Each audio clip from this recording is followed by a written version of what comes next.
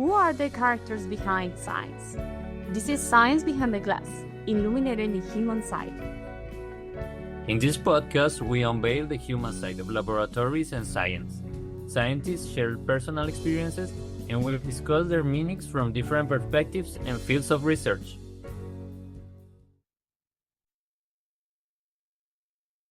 Disclaimer: this is a translated version using AI voice for the guest.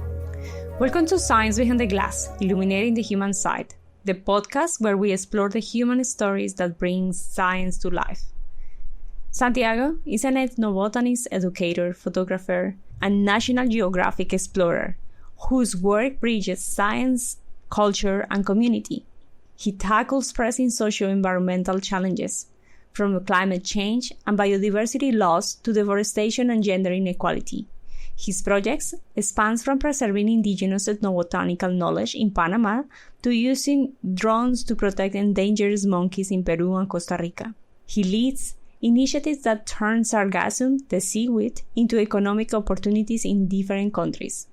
Today, we explore how science and storytelling intertwine to protect nature and empower communities. Santiago, thank you for being here. It's a pleasure having you with us. Thank you, Linda. I'm very happy to join you today on this episode. Santiago, you are Colombian and also Lebanese. Your multicultural roots have guided much of what you have developed. This passion has guided you in your life. Can you share a bit of that story with us and how this translates into what you have become and why you pursue science and how you have connected with other cultures? Yes, good question. We Latin Americans, the vast majority of us, have a certain ethnic and cultural background. I think most of us, if we took on the task of investigating where I come from, my parents, my grandparents, my great-grandparents, we'd realize that we're a mixture of many cultures, and that's what makes our culture so rich and special. What also happens is that I believe we also develop a new identity. We Latin Americans have this new identity where we know we're a people that are largely mixed from different ethnicities. But let's say in my case, perhaps that mixture is much more recent because my grandparents emigrated from Lebanon to Colombia around the 1950s. As a curious fact, there are many Lebanese people in Colombia. Colombia has the second largest Lebanese diaspora on the planet after Brazil, and we have almost more Lebanese in Colombia than Lebanon itself. I didn't know that. Did this happen after World War II?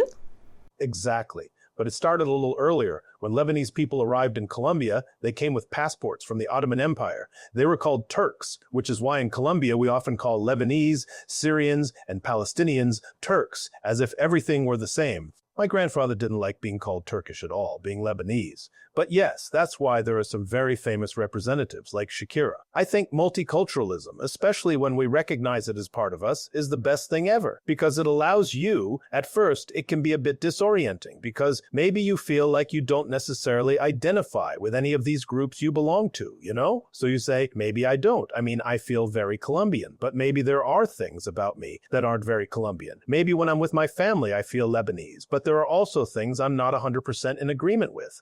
So there you create this middle ground that at first I thought was like floating there, not belonging to any side. And then I realized that not only did I belong to both, but it gives me a really beautiful perspective on things, you know?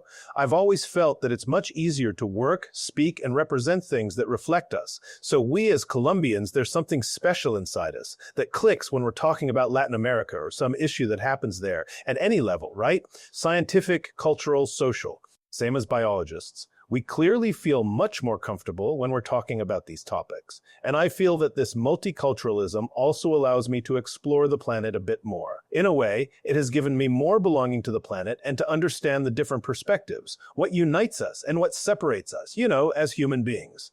Latin Americans and people from the Middle East have many things in common, right? They're both very lively peoples and go-getters, as we say in Colombia, also with similar problems.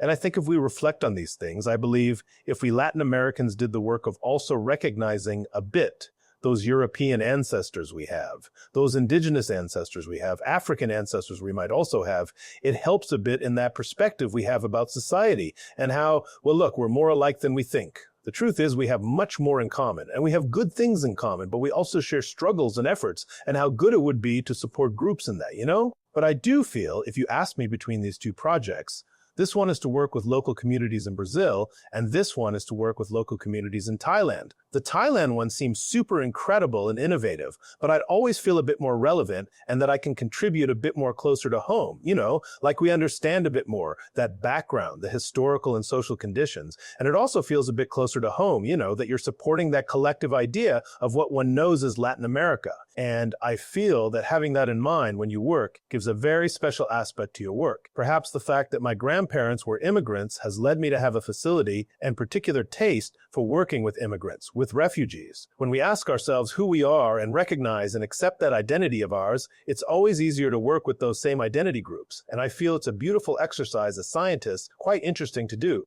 Yes, it is true. And especially I think when you are open to other cultures and you have traveled a lot, especially coming from a multicultural family, that also helps you to be open to listening to other voices, not to have so many prejudices. I think you have values, obviously, and you take from different cultures the things that seems enriching to you, that help you to grow, and you leave aside other things that you don't agree with. But at the same time, it is like that broad perspective of allowing yourself to listen, of not coming with so many mental limitations. So I think that story you have and that family you have has helped you tremendously to shape the way that you are. You have been part of many organizations and research projects in many countries. How do you get different groups to focus on a common goal? How do you manage to get them to agree when there are such different opinions and such different cultures? Yes, I think it's super difficult. You have to do it, but it's not easy. Maybe what would be easier, but not necessarily easy, is aligning behind the same objective. I've been very fortunate to be able to work in environments where we all believe in this. Climate change is a phenomenon we have to work on, and we have to develop mitigation and resilience strategies because things are getting worse. We're losing biodiversity, ecosystem services. I think I've been very fortunate that I've always been in environments where these problems are recognized. What becomes much more complicated is the way. When you have, as you said, different cultures from many disciplines, different educational and social levels working on the same project, how you reach that goal is super different. And I think as scientists, maybe at the beginning of our careers or in the middle stage of our careers, it's super key to realize that there isn't usually effective communication between different actors. I work with many scientists who are the cream of the crop, who say, they're famous people, they're super established in their field, they're super recognized in their subject at a national level or in their respective countries. The moment you have to get these people to work and coordinate with perhaps local leaders who have a super different way of working, recognitions also mean very different things. That's when it gets very complicated because it becomes an issue of egos, an issue of effectiveness, of communication, and even of language. At least in my field, where we work a lot with local impact, almost always the base should be, we all have to speak the local language or have a standard language, right? Because maybe we don't have the time or facility to learn a language. Like what would be ideal would be to learn an indigenous language if we're going to work with a particular indigenous group. But maybe we have Spanish as a middle ground to communicate. But imagine you bring in some super experts who can contribute a lot, but they don't speak Spanish and can't learn it, and it's not part of their plan. One of the things I've learned that's most important is constant assertive communication. And I feel that as scientists, it's not necessarily something we should be taught in biology or physics or chemistry degrees.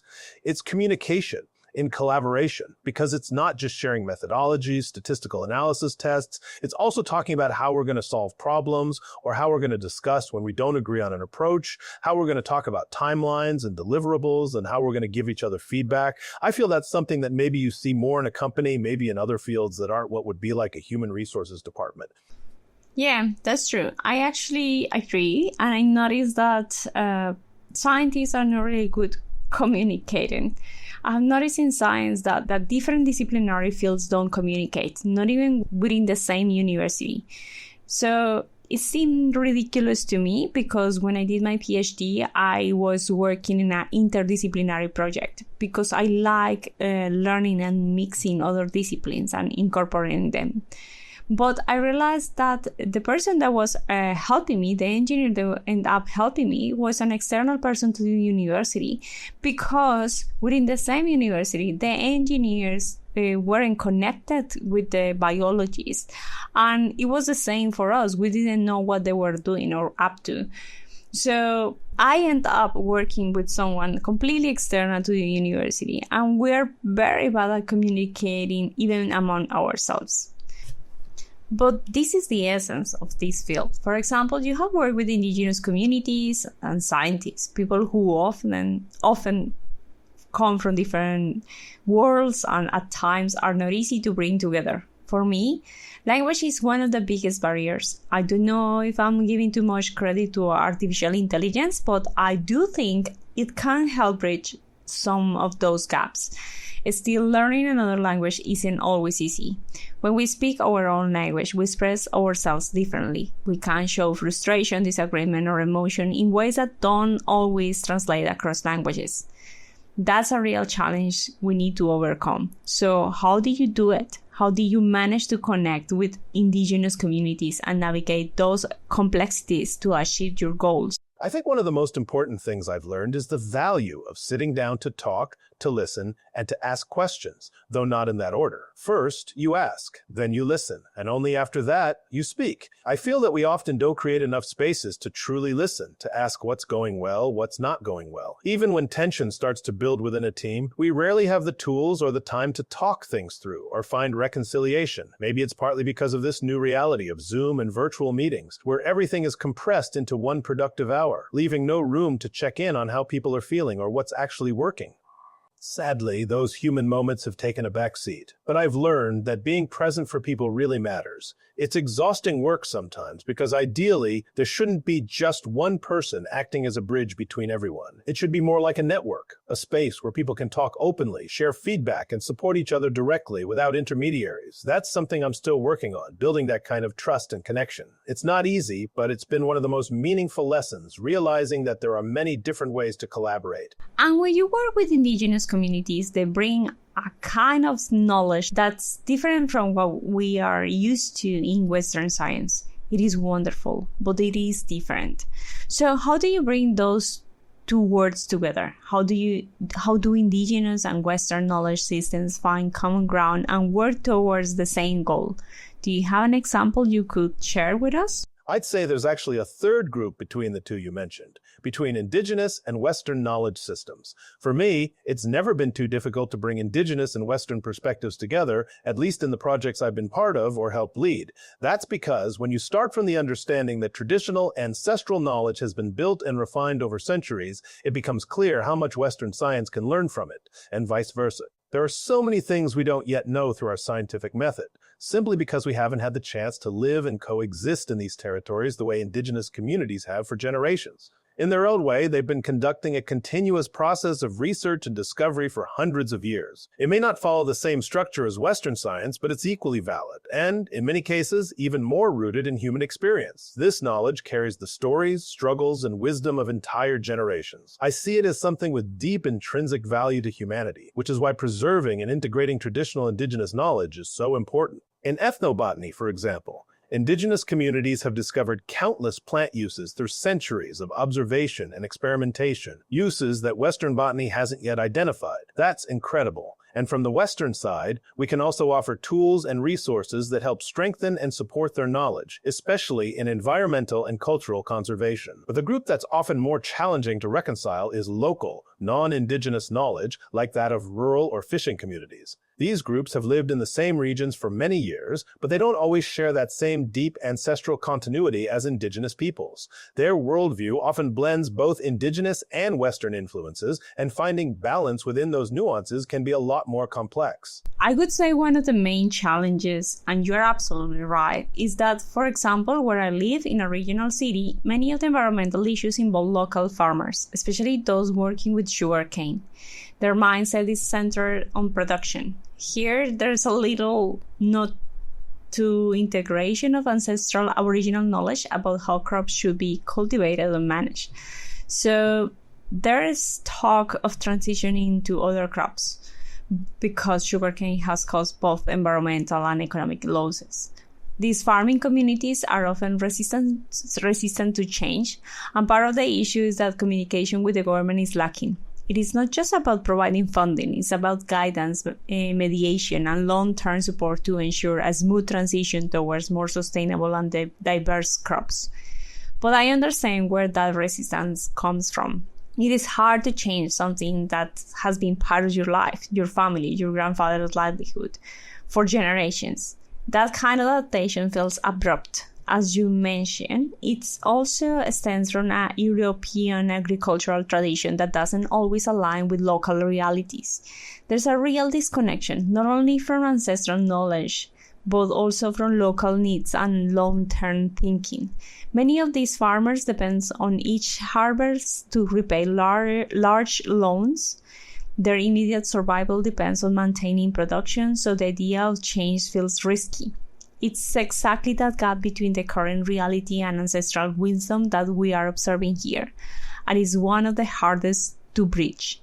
Yes, I feel it's a great example. You're absolutely right. Here in Canada, in this province located in the Northwest Territories, there's an Indigenous protected area called Taydin Nene. It's managed by a group of First Nations called the Dene, and it's a super beautiful project that I think the more we learn about that project, the more positive ideas we can have for conservation and how to involve Indigenous communities fairly in conservation. And they have a conservation project. The project is a tundra ecosystem, and there are super important carbon reserves. There are called peatlands. It's like these ecosystems have a lot of moss, and due to low temperatures, there's a lot of organic matter that's been kept underground for many years, like peat. Yes, it's similar to peat. The paramo isn't exactly the same, but it is somewhat comparable in the sense that both are rich in accumulating organic matter, like we find in the high Andean forests, where the decomposition of organic material builds up over time.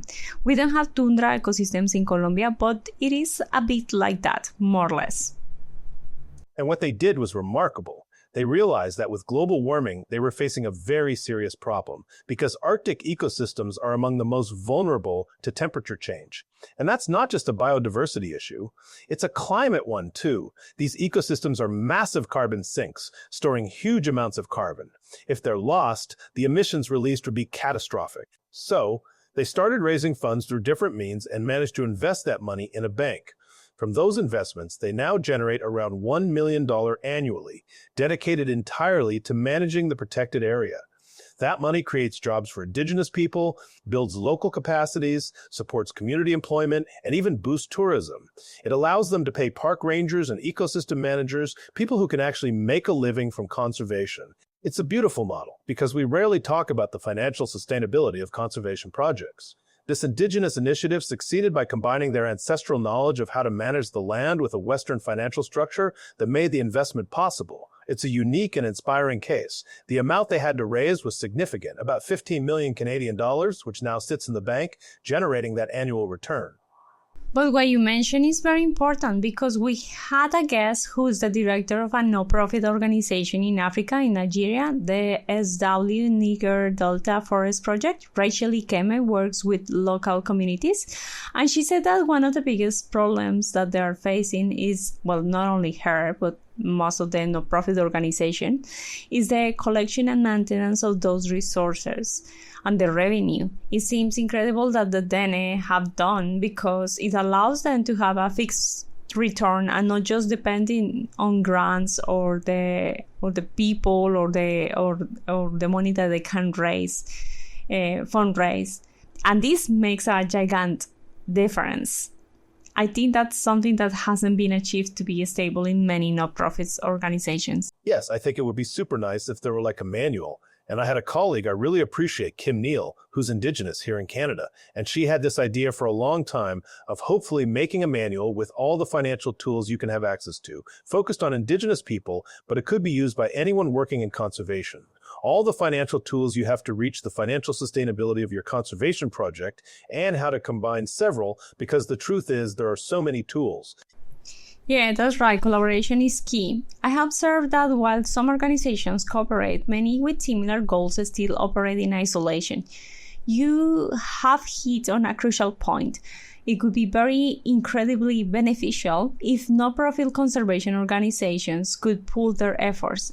At the very least, they should collaborate to ensure financial sustainability. We have a guest who was the director of CAFNEC, which is another organization from here in northern Queensland. And she said they were also very careful with the money they received because they couldn't receive money from corporations or things like that. I want you to tell us more about how do you become a National Geographic Explorer, specifically what the grant or the project imply, and then let's divide into the project itself. Could you explain exactly what is this National Geographic grant entails, focusing on your work with Sargassum seaweed? How has the Sargassum influx become such a challenge, and how have you managed to turn that challenge into a tangible opportunity? The application process I went through actually no longer exists. The organization's way of bringing in new explorers has shifted significantly in recent years. But that makes sense. The needs of the National Geographic Society, which is a nonprofit, are constantly changing. The organization is super interesting because it has such a weighty name, right? They have an essential strategy and a brilliant team dedicated to constantly protecting and raising the brand name of what they do. I think in today's world, where misinformation is so widespread and accessible, the fact that National Geographic still holds the public's trust is absolutely invaluable. When I applied, you could still enter by submitting pretty much any project you wanted. Today, they operate with specific calls. National Geographic will say, for example, "We are looking for projects on these 3 topics." In that sense, though, the core system remains the same. You submit a project, it goes through different evaluation stages, and if they like it, if they consider it aligns with NatGeo's values, and you've demonstrated you can reasonably execute it, they give you the funding. The funding is great, but the true value is the doors it opens and the community it gives you access to. It's truly one of the most inspiring communities I know. It's filled with people who are deeply committed to human rights, biodiversity protection, advancing science, and democratizing technology. The first project I successfully entered with was an ethnobotany conservation project working with the Embera communities. That was my first NatGeo-funded project. Eventually, after 2 or 3 more projects, we started developing the Sargassum work. That project started with National Geographic funding, and today it's actually funded by the governments of Canada and Brazil. Sargassum is a truly fascinating topic because I think it's one of the clearest examples we have of the impacts of climate change, and possibly of ecosystem loss and the excessive use of agrochemicals. Right now, we, the scientific community, have about 5 possible explanations for why there is suddenly so much sargassum. Before, say, 20 years ago, sargassum was simply not a problem. This has only become an absolute crisis in the last 13 years. And this sargassum naturally occurs on coast? Sargassum has a truly beautiful history. For me, one of the reasons I love botany so much is that plants are organisms that have such a strong interaction with humans. Their history is super intrinsically linked with ours. There are many similar stories around plants and algae. It turns out that one of the first written reports we have of sargassum is from Christopher Columbus. The first time he sailed to the Americas, he passed through an ecosystem called the Sargasso Sea, roughly in the North Atlantic. It's a vast patch. We're talking several times the size of the state of Texas in the United States, right there in the middle of the ocean. He saw that golden patch and noted it in his journals. It may be much older, though. There was that ancient North African civilization, the Carthaginians, and they were also great navigators. They sailed to the Azores, those Portuguese islands thousands of years ago, roughly parallel to the Roman Empire era. It seems that even then, there were already reports or legends of a phenomenon in the sea that appears to be the Sargasso Sea. So, sargassum is a species native to the Atlantic. It's been around for millennia. It always arrived in moderate quantities on the coasts of tropical Atlantic countries. Here in Colombia, on the San Andres and Providencia Islands, little pieces of sargassum always washed up. It was normal. The Sargasso Sea is unique because it's the only sea contained by currents, not by land barriers. One of the leading hypotheses suggests that around 2011 or 2013, very strong winds essentially pulled the sargassum out of the Sargasso Sea. They shifted it into other currents, which then carried it to the tropics to warmer waters. In those warm waters, it found everything it needed. This formed what is now called the new Great Sargassum Belt, which stretches between West Africa and Brazil. So now we still have the ancient Sargasso Sea, and we have this new belt that was generated less than 15 years ago. In addition to this climate phenomenon from strong winds, the fact that the water is warmer helps the photosynthesis process of these organisms up to a certain point. Warmer water also changes the ocean currents, disrupting the normal flow that sargassum would have. Beyond that, the Atlantic Ocean appears to have many more nutrients than it did before. They suggest this is mainly due to two things: an increase in desertification of the Sahara, meaning more Saharan dust reaches the Atlantic, and an increase in nutrient runoff from large rivers like the Amazon, the Mississippi, and the Congo. All these rivers are surrounded by large agricultural plantations with excessive use of agrochemicals, and all that nitrogen is perfect for sargassum. That's why we have the crisis we are facing today.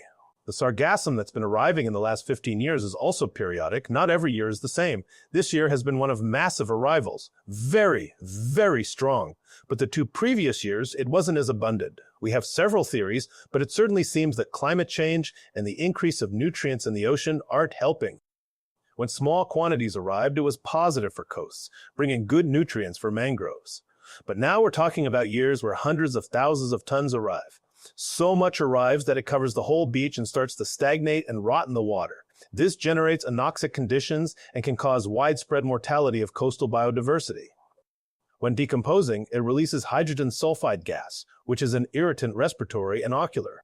We actually have a health project right now evaluating the impacts of gas exposure on human health. Ironically, sargassum is also super good. It's a brilliant bioremediator because it's very good at absorbing heavy metals. The problem is, if the sargassum cleanses the sea by absorbing arsenic and then rots on your beach, all that arsenic is released into those coastal ecosystems. And if you collect it and put it in a landfill on land, the arsenic starts contaminating the soil. This is a serious possibility. There aren't definite studies yet, which is why follow-up is so important. How are communities sustainably utilizing or managing these large deposits of sargassum? Let's talk about the practical side of this, which is being discussed constantly right now. Sargassum, like many other algae, has numerous potential uses. It contains a component called alginate, which is extremely valuable in the pharmaceutical and cosmetic industries. This component has significant industrial value, but you can also use sargassum to create construction materials, fertilizer and compost, soaps, bioplastics, biogas, or even culinary dishes. You can also extract other components called fucoidins and alginates that have other super interesting applications. However, one of the most important barriers we need to clarify before enabling wider use is the issue of arsenic. Sargassum is already being commercialized internationally quite a bit. There's a Finnish company, for example, that imports sargassum all the way from the Dominican Republic to Finland. In Finland, they perform the alginate extraction process and have a whole line of cosmetic cream products based on it. I imagine it must be going very well for them because the process of shipping sargassum that far can't be cheap. I mention this particular example because their process requires arsenic removal. Since arsenic is a heavy metal, we have to be very mindful of the quantities we're dealing with. If we're going to use it as a fertilizer, it's likely not a good idea to use it without treating it first. The same applies to using it as food. What about tomatoes obtained from... I initially thought using it for construction materials would be relatively safe. However, it turns out that over the years, as those bricks start to deteriorate, the microscopic dust may also contain arsenic, which people could then inhale. At the industrial level, many companies are working on this, and I think many are doing quite well and continue to be interested in exploring this business once they establish the heavy metal removal process. At the community level, this has been a major bottleneck. But the product doesn't necessarily have to be processed locally. We're talking about small communities, maybe only 300 people, who are receiving hundreds of tons of sargassum. Naturally, a community without reliable internet isn't thinking about setting up a multi-million-dollar processing factory. But one thing that might be more interesting, which we want to evaluate, is how attractive it would be for the community to simply collect the sargassum and sell it. That way, the community earns money from the sale and benefits from cleaning the beach to avoid those negative impacts. Then, somewhere else that does have the necessary infrastructure can process it into different products. Many experts bet that the best solution for sargassum is compost or fertilizer because you can process a huge volume of biomass that way. But other people still pursue alginate objectives as it's a more refined and expensive product. There are also people selling carbon credits by collecting and transforming the sargassum because it prevents carbon dioxide and methane emissions from decomposition. And how has the community reacted? How have you managed to build that trust with the community and work hand in hand with them in sargassum management? It depends heavily on the geographic location. Brazil is super interesting in terms of the oceanographic dynamics of sargassum. The Sargassum arrives very intermittently there. It almost always passes about 20 or 30 kilometers from the coast of northeastern and northern Brazil, but it doesn't necessarily reach the shoreline. But when it does arrive, it arrives with everything, ridiculous quantities. But since it arrives so irregularly, there isn't necessarily an economic interest in it, you know? Even though a lot arrives, if it only happens once a year and not every day or every week, it doesn't provide the basis for any sustainable business.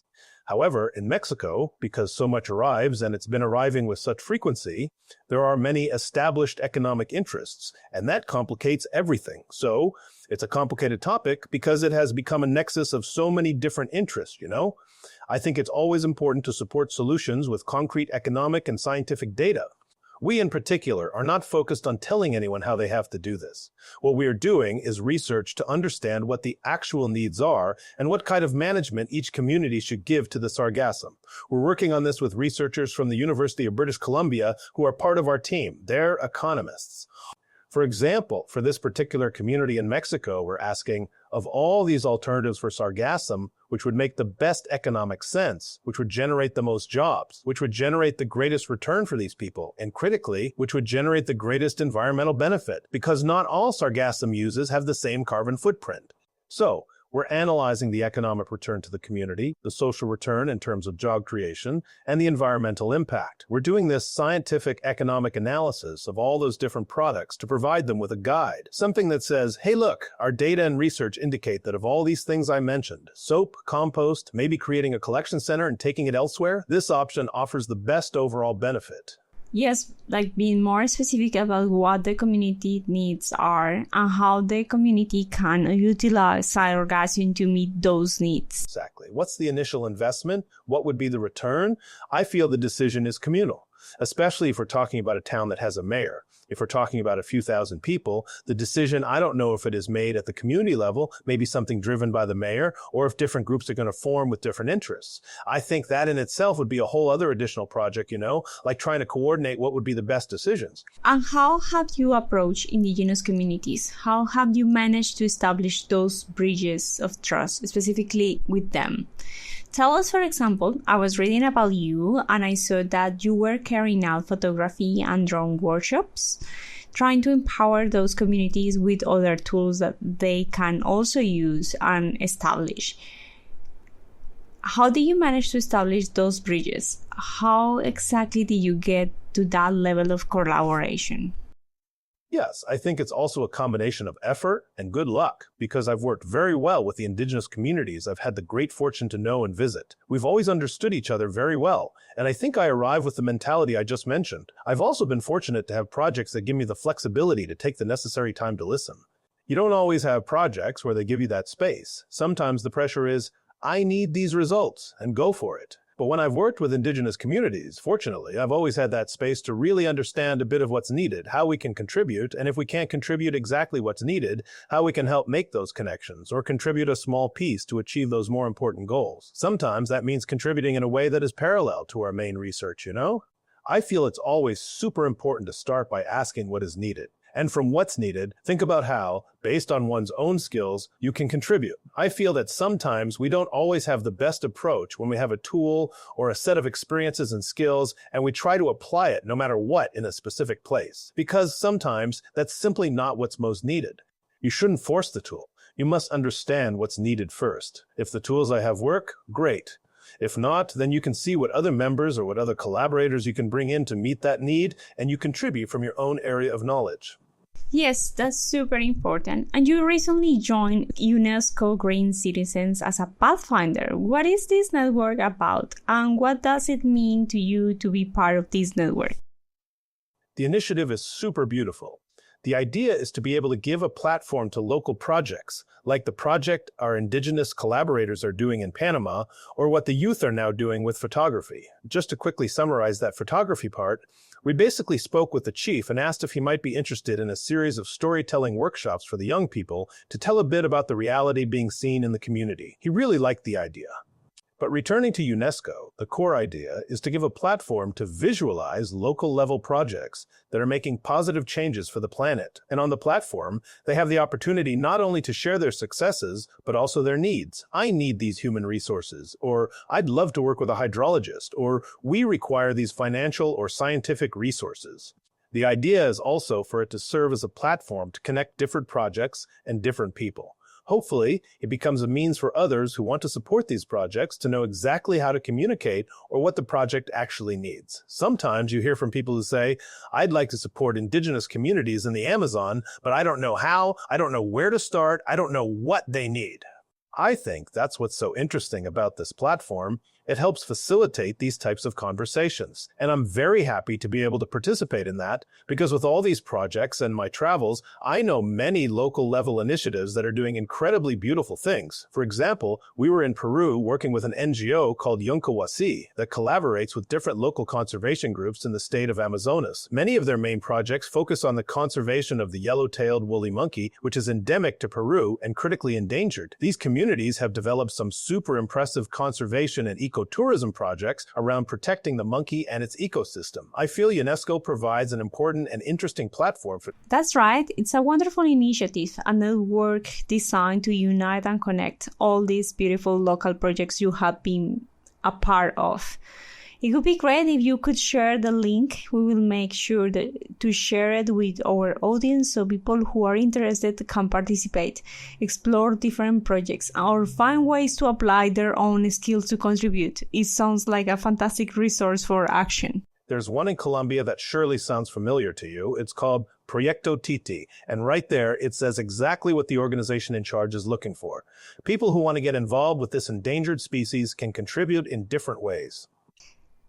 Santiago, thank you for sharing with us all this knowledge, all the adventures you have had. Thank you so much for being here. What message do you want to send to all our listeners? Currently, the news and social media tend to focus a lot on giving us bad news on the front page. In English, there's this expression, no news is good news, like good news isn't news, and sometimes the outlook can seem a bit bleak. But when we focus on these local projects or small successes, right?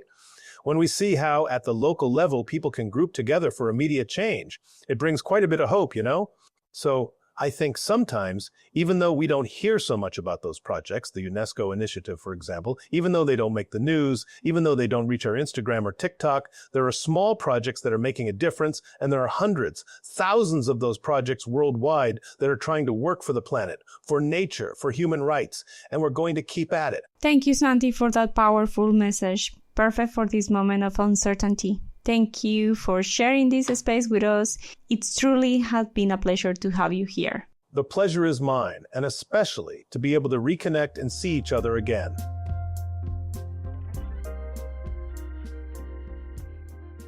This episode was inspired by the power of collective collaboration, how knowledge, when woven across cultures, generations, and disciplines, creates solutions stronger than any other perspective alone. Santiago's journeys show how science and storytelling can connect worlds and empower communities. Science Behind the Glass is an independent podcast created and hosted by Linda Hernandez Duran and Daniel Guerra, with the invaluable support of our dedicated technical director, Rafael Giordano, and original music by our colleague and friend, Bernardo Aguila. Stay connected with us on Instagram, X, Facebook, LinkedIn, and TikTok, and visit our website for more stories, updates, and resources. Don't forget to subscribe and share this podcast with your friends and communities to amplify these essential narratives. And if this episode inspired you, consider supporting us with a contribution via PayPal. Just click the Support Us button on our website. Your support helps this project grow and ensures that together we keep illuminating the human side of science. Until next time.